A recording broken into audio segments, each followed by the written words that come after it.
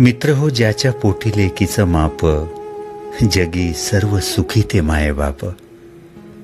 कन्या म्हणजे काही तणाव, टेन्शन्स नव्हे, तर आजच्या जगात कन्या म्हणजे 10 मुलाबरोबरची 10 सन्स असते.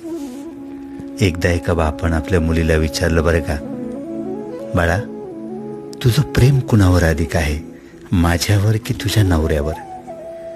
यावर मुलीनं फार सुंदर उत्तर दिलं बापाला. ती म्हणाली, बाबा मला नक्की नाही सांगता यायचं, पण मी जेव्हा तुम्हाला पाहते तेव्हा मी त्याला विसरते, पण जेव्हा मी त्याला पाहते तेव्हा मला तुम्ही दिसता.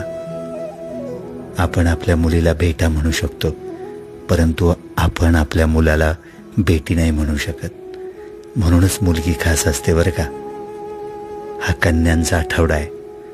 आपल्यालाही जर कन्या असेल, जिच्याजवळ आपल्या आसपास असण्यामुळेही आपलं जीवन सुसह्य होत असेल आणि जिच्यावर तुमच्या श्वासा इतकेच प्रेम असेल आणि तुम्हाला आपल्या कन्येबद्दल अभिमान असेल, तर ज्यांना मुली असतील त्या सर्वांना पुढे हे जर नक्की पाठवा. कारण मुलगी म्हणजेच आनंद, मुलगी म्हणजेच परी. ज्या ज्या कुणाला मुली असतील त्या सर्वांचं अभिनंदन. कारण अहो, मुली घरातल्या पोपटाप्रमाणे असतात. ती जेव्हा बोलते ना तेव्हा अखंड बडबडत असते आणि प्रत्येक जण म्हणतो, चुप रहा, पुरे झाले का आता? जेव्हा ती चुपचाप असते ना तेव्हा आई काळजीने विचारते, तू बरी आहेस ना ग? बाप विचारतो, आज घर शांत शांत का वाटतंय? भाऊ विचारतो, रागावलीस का ताई?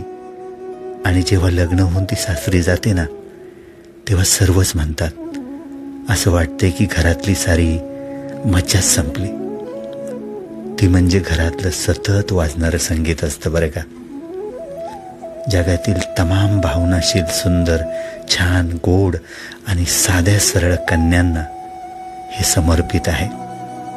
अर्थातच सर्वच मुलींना, कारण मुलगी असल्याचा मला सार्थ अभिमान आहे. कारण आमच्यामुळं सगळीकडे चहलपहल असते बरं का. स्त्रीचा एक अतिशय खास गुण असतो, मिठासारखा. तिच्या अस्तित्वाची जाणीव सुद्धा होत नाही, पण ती नसली ना तर सारं काही अळणी होऊन जातं. मित्रो, आपल्यासारख्या प्रेमळ बहिणींना, मुलींना आणि आपल्या सर्व मैत्रिणींना हा लेख पुढे पाठवा. अभिवाचन, उमेश शिंदे. धन्यवाद.